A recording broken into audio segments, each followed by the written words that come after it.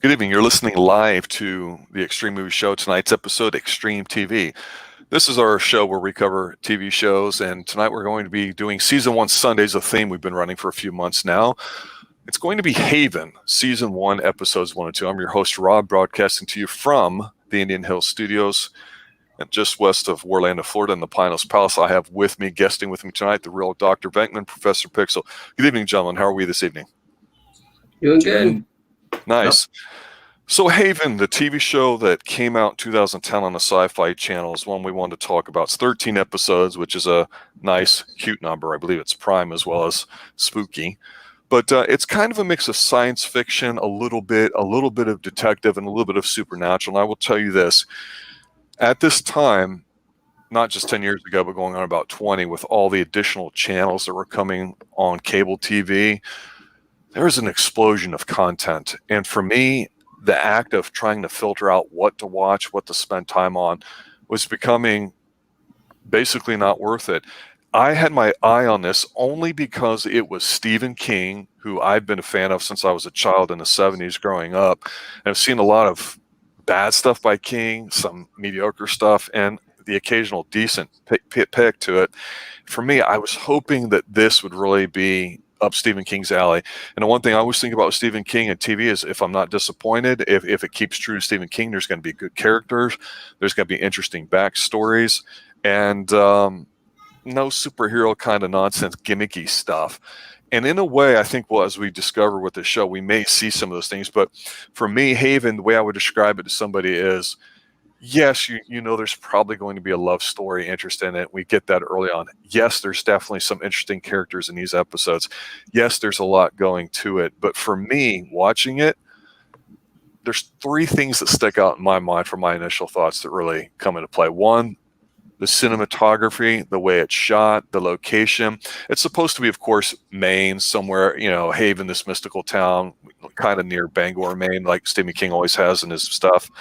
But of course, it's shot in Lunenburg, Nova Scotia area on the southeast side of Nova Scotia. If you've ever been there, I think it's just fantastic and it's hypnotic to me. That being said, somehow the music in here, there's a certain overall sense in this movie or this show of sadness. Is the only way I can describe it. Melancholy. It's not doom and gloom, but it's not happy. Oh my God, we're going to fall in love. It's disgustingly, obvious to watch, like Moonlighting or The X-Files or something. So there's definitely that to it, but the show's different. And honestly, the third thing for me is these two episodes, what makes it almost unwatchable is the CGI and effects are not that special, which makes me think it's a bit more low budget. And I kind of forgive it because I'm a huge fan of this show, and I'm rewatching it for like the third or fourth time now, but it's been a while. So tonight with episodes 1 and 2, we just want to talk a little bit about what we noticed from each of the episodes and some things that stick out. We'll talk about some of the themes that come into play to it. So let me ask you guys as we go around the horn first, watching the show, what are your initial impressions? And also, was this a first watch for you? How about you, RDV? You go first.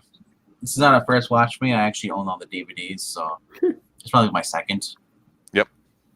Because I originally watched it on Netflix back in the day. Actually, when I started watching season 1, it was right, just like as the last season was ending. Right. Sci Fi. Yeah. So, and I knew the voice actress, or I should say Audrey, the actress for her. Mm-hmm. She played did the voice acting for basically Elena on Uncharted. So she's the game. Yeah, she's way huge famous for that. If you're a fan of those games, you'll recognize her voice right away. The guy who plays Nathan, never heard of him before. So then I like his character though, because he's a simple guy. He just, his dad's the sheriff. He's like the son of the sheriff, but he also works there. He's a deputy, and he drives his Ford Bronco and just gets pancakes every day. It's a simple life, And then it sounds simple and it sounds dumb, but the way it's presented, who the character is right off the bat, and it allows you to kind of not, dig too deep into him because it's already set. You know what he's about. Yeah, he's kind of got like it's an everyday normal life, and then she comes to town and she basically almost she loses control, almost goes over the cliff. And like he shows up and he's there and helps her get out, and then she's not sure if she's not sure if she can trust him or not at first, and then he sees her gun, he pulls it.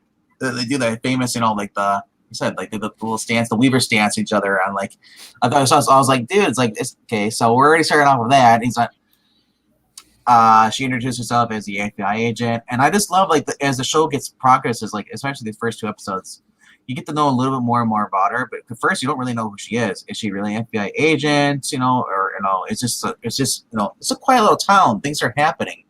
Well, we'll talk more about the plot, Yeah. because I think what you're saying has a much, much bigger feel to it than what. Well, I'm just saying if you were watching for the first time, you'd have no idea. Yeah. Well, I'm just saying the first 2 episodes, I don't really know as far as what's going on. All I know is that who am I supposed to trust here? Who am I supposed to back? Am I supposed to trust her coming in as a stranger in the town, or are these people like Children of the Corn people?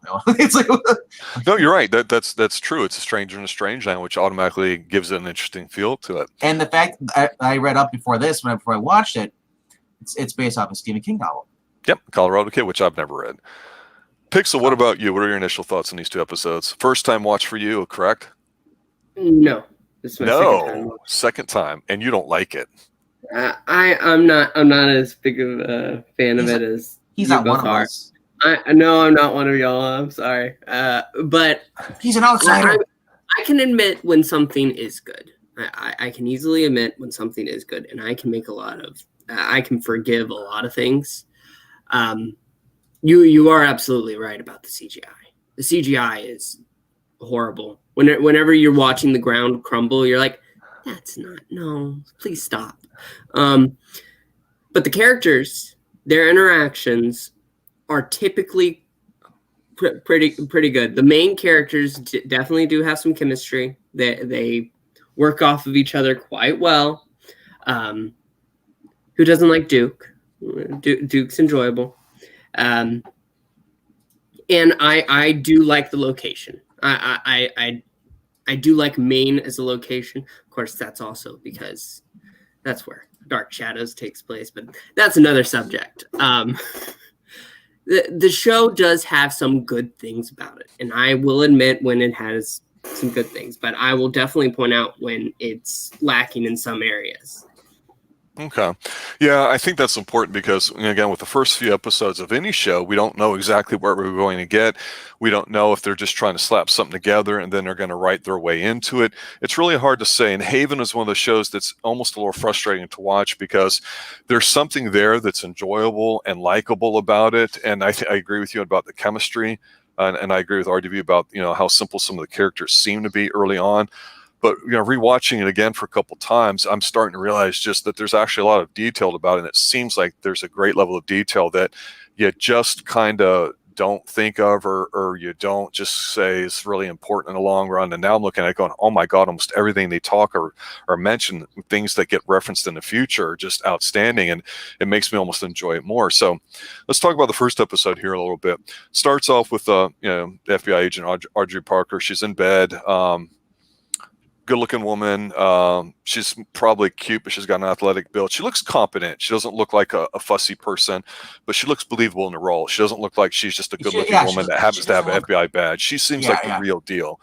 And there's a really neat-looking kind of sad classical type music piece playing as she as the camera examines her as she wakes up to the sound of Captain and Tennille, Love Will Keep Us Together. And that's an early 70s song. And unfortunately, I think they went the Mama Cass route, which means nothing to you guys. And instead of overeating, they decided not to eat because they kind of had a bit of a tragic love story. But they were a really popular pop duet in the 70s. That's lost on anybody except the older viewers here on the Xtreme Movie Show. But I think that theme's interesting because it shows up later when she's driving around Haven in the car and then at the end of the episode. So there's definitely a reason why that's done, and who knows yet. But that being said, her boss comes in and automatically he's just not likable. He just comes across as untrustworthy, and they mention, some more recent thing that she did in Miami, and we don't know what. She says, well, you got to make stuff happen or whatever. So we know that's what the deal is about her character. He steals a book of hers and he sends her to Maine, Haven, and he explains it. So it's a nice, quick way within a few minutes to get her where she needs to be. And RDV, you had mentioned before about how she gets introduced because a crack opens up in the road, and she kind of veers off, and of course she's rescued, so you get that kind of stupid romantic thing, but it doesn't come across that way to me. No. He comes across as a solid guy doing a solid thing, and he's got good back and forth dialogue with her, but I'm not getting he's got the love struck baby look too. Yeah, I know. You know what I'm saying? So it's kind of convenient the way that works out, and the effects kind of make you go, but the whole thing is she's sent up there to see about a guy that has escaped, and what we see is this guy running and him somehow getting blown off of real violently in the middle of the night, this giant cliff in the park area where, you know, he lands on the beach side, and Audrey and Nathan go in there to check it out. So you meet Nathan's father, who's the town sheriff, and you know, she's like, no, there's more to it than this because it's too far from the face side. So again, cute, but competent, and, you know, not using her beauty to get what she wants. She's not a flirt. She doesn't come across as angry or any of that stuff. So I'm really starting to pay attention to Nathan and his father in the town because, like Stephen King points out, small towns have big secrets and they have interesting characters. So for me, when they get to this point here, you know, we don't even know what's going on. We just know that the guy she's looking for is dead. So what happened? It's a whodunit.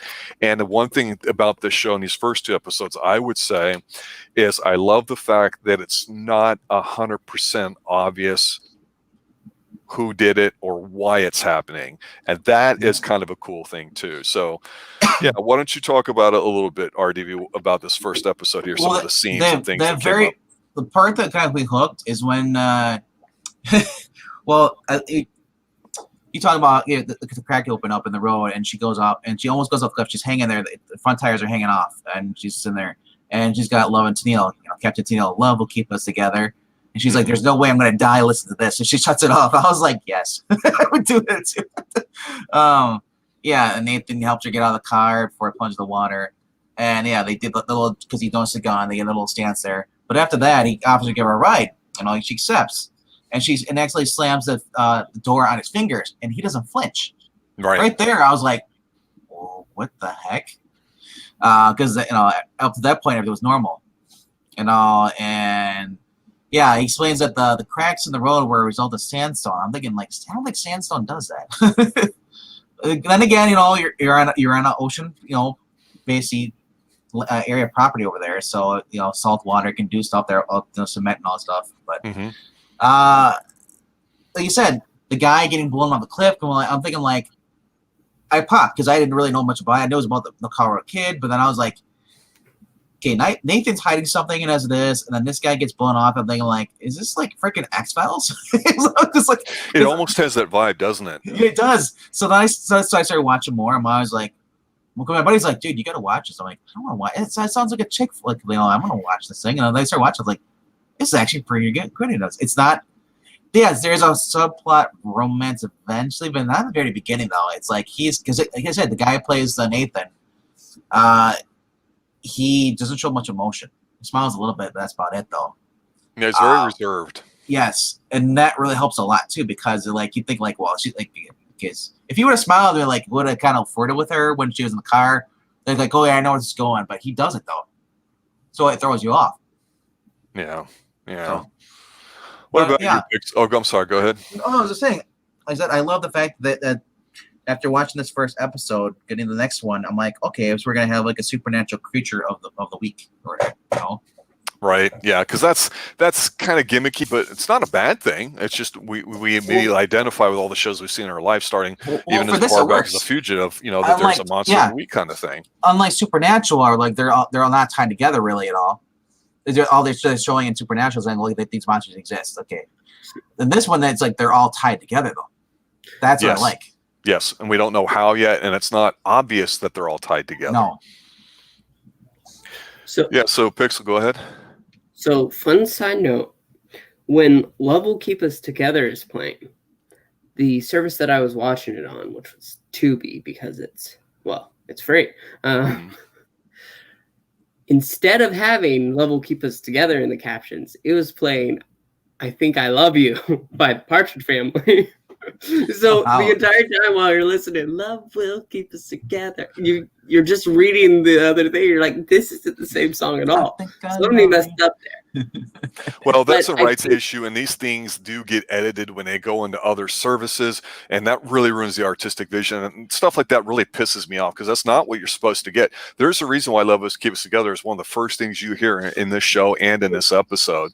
Yeah, no, you heard it. You definitely heard it. But somebody was, Yeah. whoever did the captions did them wrong. But I do want to touch upon the characters are the main thing. The main characters, that is, the main thing that gets you into the show.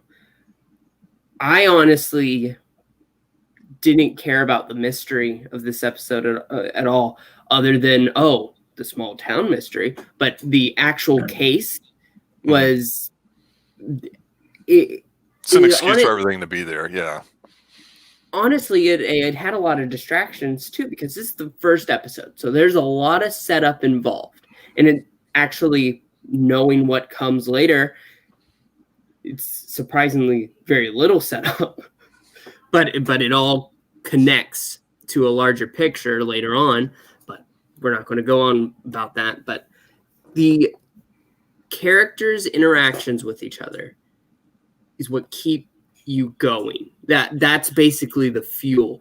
It's what you can overlook some of the CGI effects and some of the weaker actors that are just there for one episode, but the main characters, I will admit, this must be some of their finest work. You know, it's interesting because if they were known actors doing a TV show, we might think differently about it. But I like the fact that I didn't really know almost anybody in the show for the most part. I was familiar with Eric Balfour, which we'll talk about in a moment. But, you know, as far as the plot goes, you know, after Audrey's checked out the body of this guy, Lester, she's like, well, let's check out the bluff or whatever. And so her and Nathan go to do it, and they're talking a little bit, and they do have a good wit back and forth, which again, it doesn't come across as flirting. I can't stress that enough. It's just, you know, one professional to another, and they're just going up and checking things out. But they find out that they find this, like, this hat and this gun, and so they know it's not exactly what it seems. You know, is it murder? And of course, Nathan knows the guy who it is. She tells him about it. She finds out that Nathan is the chief's son, and they talk about stuff. But the thing is they go to see the guy, and this is when I thought the CGI sucked, because something happens. He's got a little bit of PTSD. He's like, I know, right? He's like, back up a little bit, and this big fog kind of comes in, and it just looks awful. It's like it really distracts from the episode. But the point is first time you're not sure. Second time you're like, oh, this dude here, you know, Conrad's like gonna be the dude, right? So they're trying to find him or whatever. But this is what I said. The show does a good job of going, well, it's not necessarily immediately what you think about it. But when they get into a little bit later in the episode too, they talk a little bit more about Nathan and his issues or whatever. And so there's a little bit more level to his character. Not a lot. The talking I wanted to mention, I think, in these episodes, this is interesting because their chemistry is good, but there's so much going on in the background that watching it, it's really interesting. And they seem like they're naturally being thrown together as partners, professionally speaking, without it being horribly forced or in our face. You know, it's not like this horrible meet cute, although it kind of was, but it's just neat. And when they're working together as pros, they seem like they have this chemistry. Like, wow, this is a really good team. They're going to be a force to be reckoned with. They go to meet the chick who's the boss of the place this dude Conrad was working for. They're talking to her. They meet her buddy that's, you know, of course, got the hots for her. You can kind of tell and everything. But the thing is of course, we have to mention the bad guy of the town, Duke Crocker, who Nathan despises and hates. So we know it's going to be a love triangle, probably. She goes to see him. And here's the word I would use for Duke Crocker. I had seen him in a movie playing a gay guy or something a while back as a side role, because his face is very rapscallion-like. He is a scoundrel. He looks like it. He's a good-looking guy. He's got a very unique-looking face. If you took that face, you could put it into a computer program. It would look like a cartoon. He has got this cartoonish kind of looking face, but it's not bad to look at. He looks like he should have the curled mustache and, have a sword in hand and be a swashbuckler. He's the modern-day Errol Flynn as far as the way he looks like. I don't know about his personal life. You know what I'm saying? Yes. He looks like he started back in those old swashbuckler films. But he's also been in some other movies before. They were kind of bombs. But remember where we first talked about him? Buffy the Vampire Slayer. That's true. Although in it, he's no master. No, it's all connected. He was the buddy. He's Xander's buddy. Will's buddy that gets turned into a vampire. Right. I want to, before we get into Eric LaFleur's character, Duke Crocker, you skipped over the two guys I love in this show, Vince and Dave Teagues. The newspaper gentleman, go ahead. Yes, Haven the Herald. These guys, they even mentioned, when they're asking about Lester's death, and we're going to obviously write a story. And they're probably, and then he's like, then he's like, he also mentions, Andre looks familiar, So eventually that will come into play, I assume, because it's kind of funny, why would they say that? Drop a line saying that, no, nothing about the show.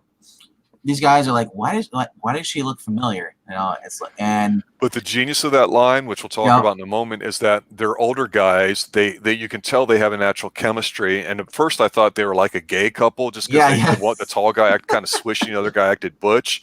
That's not the case. There's obviously reasons why later. But old people, but old people, everybody looks like somebody they knew in their life. So it makes sense that they would make a comment. Oh, she looks familiar, and she's like, yeah, whatever. Yeah. But I love them though. They're kind of erratic, and they're really nosy too. They're quirky. Oh yeah, they're everybody's business. Love it. Yeah, it is kind of neat. It's like they're two mother hens. Two women, cat fighting and stuff. Because they fight with each other and they ride that tandem bicycle. But it's weird. But Duke Crocker, he's basically like the Jack Sparrow of the show. And she's there because she had found on the body a piece of writing or something that looks like a tide table or something. So she actually a gun. Let's trace back to him actually. Well, that was on the bluff, but on the body, she found the paper. So they're going to see Duke Crocker because the gun is one that Nathan knew that, hey, this guy smuggled in or whatever.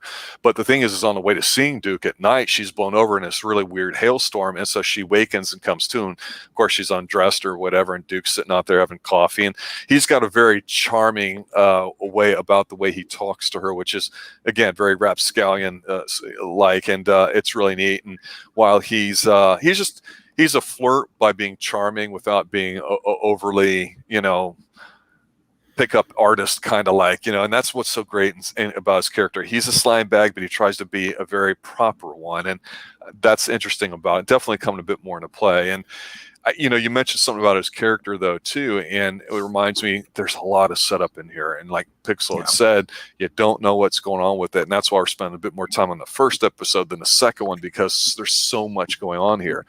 But they talk, and you believe him when he basically says he doesn't know what's going on. He wanted me to smuggle him up to Canada, but I wasn't going to do it. I'm trying to be clean, and we still don't know what's going on, and we have yet another bad CGI hailstorm. He said that when she asked him a question about the Washington weather, he ducks the question and said the weather is normal for Maine. And then Nathan even kind of backs him up, saying about it's weird weather. Yeah. Yeah, so Nathan doesn't want to say anything. Yes. When she's waking up and she goes out there and you took off my clothes. Here's your coffee, how you like it. And he says whatever it is, and she's like, "This isn't how I take my coffee." He points at her and says, "But wouldn't it have been cool if it was?" Yeah. So they found out the paper basically that there was torn in there from the tide calendar on Crocker's boat. It matches up. That's where the piece of paper came from. Yep. And then the Conrad's alibi doesn't hold up. To return to Marion, who's if you don't recognize her, I'm surprised, Rob, because she's from another big show that was on Sci Fi Channel for this, called The Dead Zone. Yeah, see, I didn't watch that, so no, I don't know her. So she's been around. Yes, yes. So she was actually with Anthony Michael Hall. Yeah, she played his wife, or future wife, whatever, or fiance. Anyway, so yeah, so when I saw that she's in there, I was like, yes, because she's a great actress. I like her. Anyway, so they go back to see her, and the snow begins to fall, and she tells Conrad to get away from her. After he basically slams her up against the wall with Gus. And then basically Conrad ends up confessing to killing Lester and says that it was just an accident. We get the interrogating of a handcuffed Duke when Audrey enters in with handcuffs. Yeah, so what it basically comes down to, finishing up this first episode, so we'll briefly touch on the second one here, is that Conrad is protecting the lady who runs the shop, and the lady who runs the shop's love interest, business partner, whatever you want to call it, is scamming her, and she doesn't know it because she's naive. And so he's kind of protecting her in a way because he's not a bad dude. But the thing is Audrey gets kind of pissy because she's realizing there's some weird stuff that's going down, and Nathan and other people aren't giving her the full business because she's a stranger. But what's interesting to me is two scenes in here really about it. One, you get the male couple coming in that have a picture of her from like 1983, basically saying, hey, we thought you looked familiar. This is why. And it's a picture of what looks like Audrey, but with a bit darker hair. And it's a front and center picture of her like standing on the beach. And it looks like there's something bad had happened. And then all this bad stuff with the weather that's been going on. There was a pattern to it with the family. And basically they've figure out that it's the dude or whatever, and then they kind of figure that it's not. But then the second thing that's kind of neat is her boss, Agent Howard's, calls her up, and or doesn't call her up so much as he's talking to somebody on the phone, and he's like, yeah, she's there. Yeah, she's going to probably be staying or whatever. So we know he's setting Audrey up for something. So we know Audrey's being sent here for some unknown reason. We don't know why. And we know that Nathan's boss, Mr. Warnos, he's kind of not wanting to say anything about stuff because that's just how he is. So we don't know what's going on, but we just know enough that she's going to be staying. It's a legitimate reason. But to me, this first episode had a lot more going into it than when I first watched it. And in a minute, when we talk about the second episode, we'll see where some of that continues. Any quick final thoughts on this episode? Yeah, the Teeks brought her a copy of the Herald from 1983. And this is where it ties into the Colorado Kid, because the title of the paper is called "Who Killed the Colorado Kid?" It's a picture of her. Yes. Standing on the beach. And she says, "I have." She asked her, like, "Well, do you have any family?" She's like, "I have no family." Period. So that throws mystery into her as well, because I was like, okay, we know Nathan and Duke and the whole city, they're kind of they're hiding stuff. We know that one person had powers. Again, now what's going on with what spill the beans? She's upset about this, but then the guys from the Herald, they're like, well, you have some skeletons in your closet too, and she doesn't, and she's generally confused by it. And if she's not, she's really acting, playing it off that she doesn't know. Yeah. Yeah, I thought that was actually really cool, because I love when they stuff ties back into other things, and like this, unlike comics today, this has continuity. So anything you watch today, it's going to be reflected in later seasons. So if you're skeptical about this, continue watching it. Yeah, it took a few episodes for me to kind of get into it. I would definitely say that. All right, so let's we'll spend a few minutes here talking about episode 2 or whatever. Pixel, go ahead and start with episode 2. What would you like to discuss? Well, I was just going to bring up the fact that in episode 1, it's one of those rare cases where Ted didn't shoot the sheriff, but he did shoot the deputy. That's a fantastic observation. I know you're being cute about it. Damn it! I wish I thought of that. I did, but I don't want to steal thunder. For episode 2, Stephen McHattie. He's a Wait, I believe that's the pastor, right? Ed Driscoll. Yes. Okay, yeah. Yeah, just he is a fantastic actor. Poor man's Lance Henriksen. Well, you don't have to insult the man after I say I really like the actor. That's a compliment. I love him. I think he's fantastic. He's creepy as hell in here. Oh yes, and up until he was revealed to be a kind of pitiful drunk, he really keeps on that these troubled people are bad kind of vibe that he wants to get them out of town. I think this is one of the better stories, where the kid involved, whenever he dreams, bad things happen. It's not revealed until the end, obviously, but I think this story is handled better than the first episode story. The characters in it are enjoyable, like I said. There's bad CGI butterflies, and that ball is not great. But that's true. Other than that, it like I said, the elements in this episode are pretty good.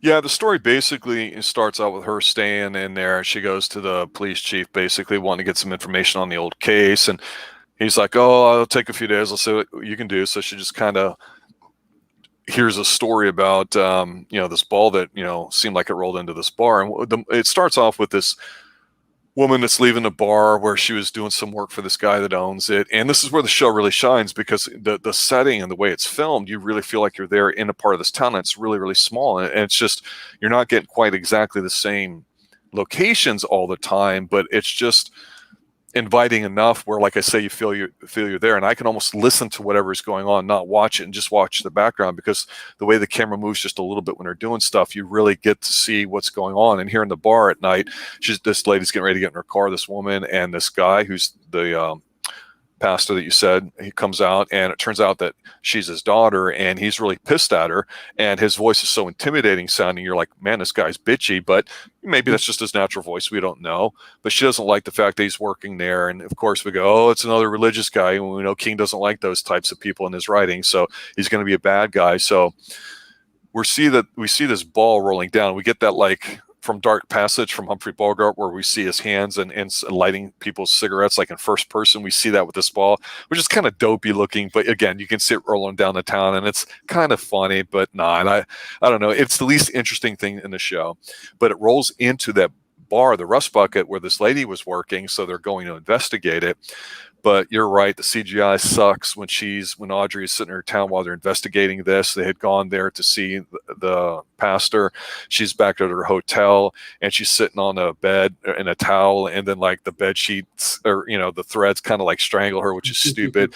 But the point of that is it pisses her off, or she basically gets Nathan to almost admit that there's weird stuff going on here, and you cannot tell me this isn't true. And he's still not revealing stuff, so you're like, there are secrets that he's not saying. They go to visit Hannah, who's the lady. They talk to her son. She seems completely overmatched, but the neat thing is they're both very supportive of the very obvious bad guy, the pastor. So you're like, okay, if it's really not the pastor, who is it? Well, of course, it's going to be the mommy. Then you find out it's kind of not. There's the whole red herring about her having money, hiding from the pastor, which of course she easily explains, and all this and that. And to your point, you've revealed it about Bobby, the son that's a foster son of hers, being raised. When he dreams, things happen. So the whole point here is that there seems to be in this town a lineage of people that, as the pastor alludes to in his speech, that are wholesome, natural. Haven is a great place to raise a family. And then there's people that are troubled. And so he has an issue with it. So you're going, okay, the pastor's wife supposedly, killed herself after leaving him a few days later, or died or whatever. And maybe that's what drove him to drinking. We don't know.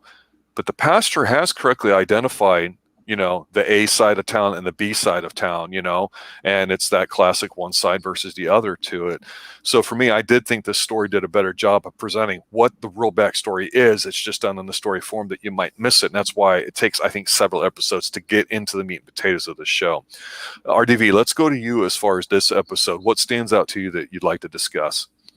Well, especially towards the end, when he actually tells about the troubles, but the preacher, oh man, he's a total freaking dick. I'm thinking, like, wow, this is what we got for going on. And at this time I was like, this is before woke culture really got around. This is 2010. Mm-hmm.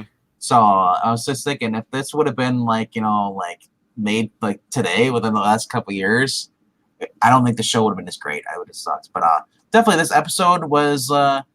I just kept thinking, like, people are having accidents. You see a little butterfly, especially the guy at the bar in the beginning. This giant ball just rolls out and crashes the wall.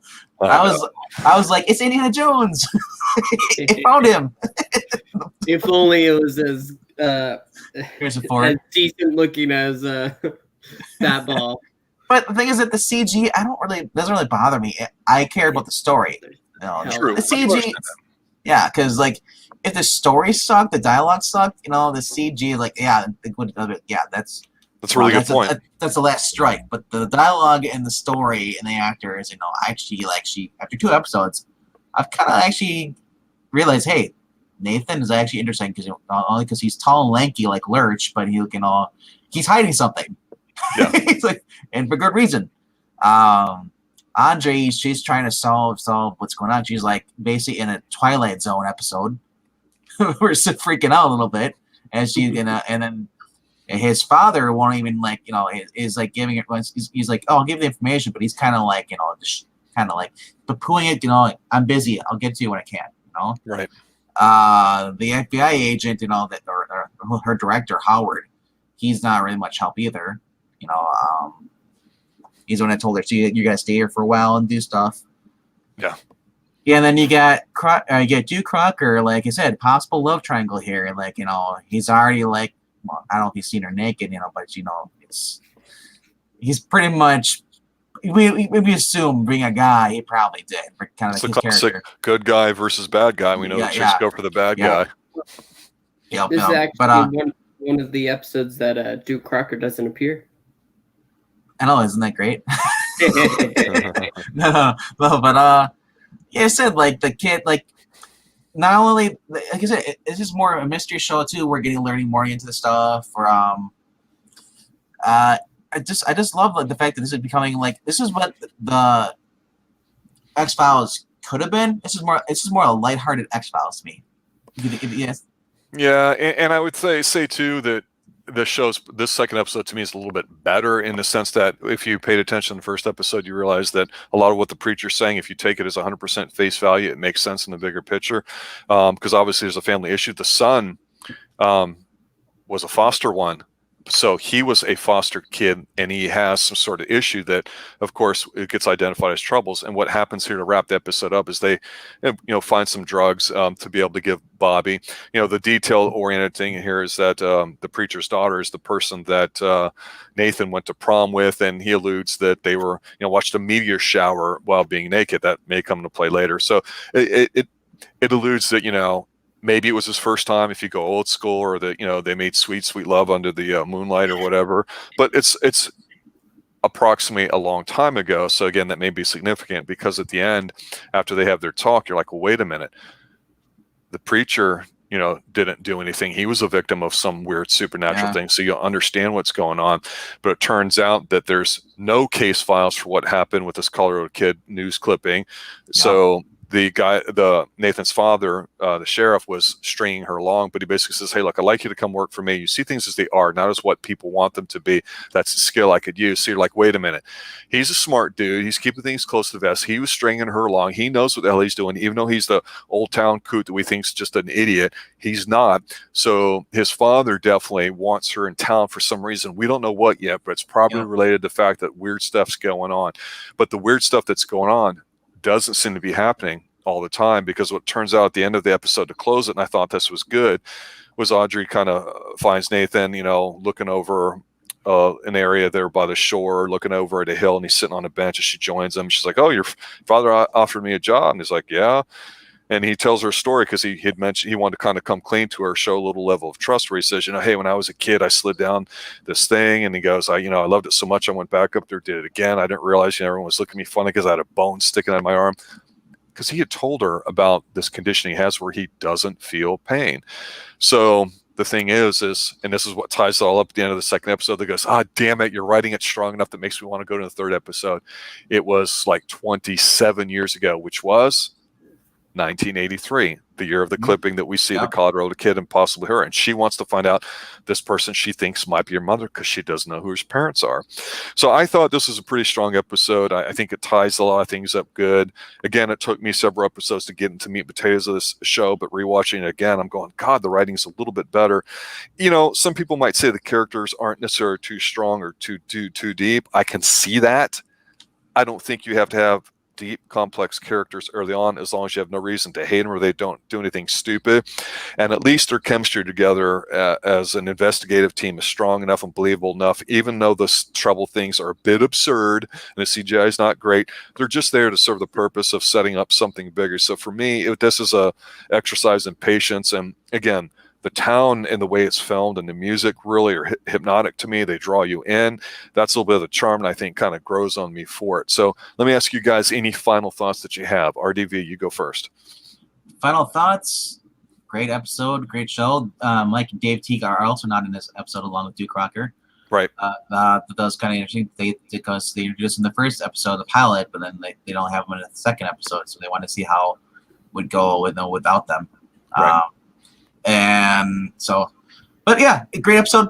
Enjoyed it. This one was a little slow for me, but I did like the fact when they started talking more about Audrey's past. That's what helped me hooked again. Right. So yes, and we learn about their other troubles. So okay, I'm like troubles. Okay, there's more than one. So does that mean everyone in town has a trouble? Is there a certain what's the limit on that? What's the what's the over-under on people with troubles? Yeah. Everyone has trouble. Is it different trouble? Okay. Then, is there age limits? Like, do you get a trouble when you hit puberty, or what's is it only one person in one family at a time?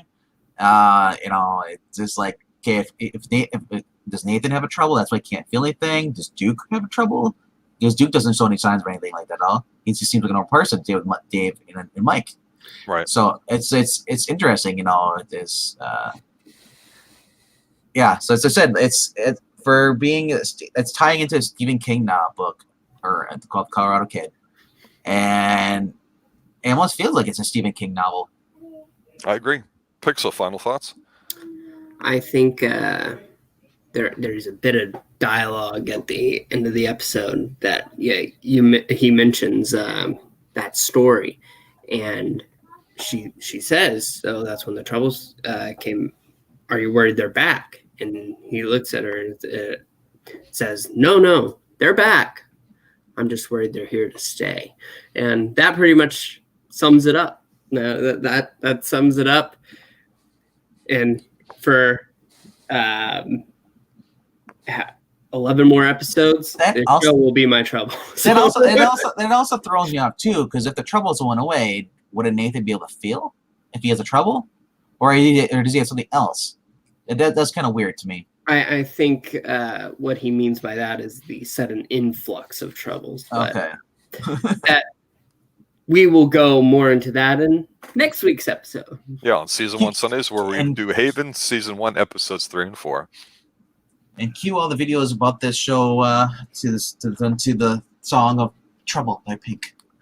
Well, the theme season 2, the only thing I'll add here as I finish up is that this is the first episode actually that introduces the theme song, which is interesting. It's made with some different instruments. It's got a very old world feel to it. I think the cinematography is fantastic. Yeah, the dog on the boat, everything about it's just fantastic. The town, the overhead shots, the light tower, and also. I'm liking how it's setting up, and it's really apparent to me, in my third or fourth viewing now, that this is a show that is a bit deliberate and a bit deeper than perhaps I took it for granted from. It's not as straightforward as you think, like the X-Files or something. So I appreciate that, and we'll talk more about that in episodes 3 and 4 next week. All right, I'm your host, Rob. Thanks for listening, guys. Thanks for tuning into a new season 1 Sundays, where we're talking about new shows, covering the first season, seeing how we like it, see if it's worth going into season 2s later on. I'd like to thank RDV and Professor Pixel for joining me tonight and discussing Haven, where we're going to be doing 3 and 4 next week. So for myself, everybody involved here at the Xtreme Movie Show, have a good night, and as always, stay extreme. Love will keep us together.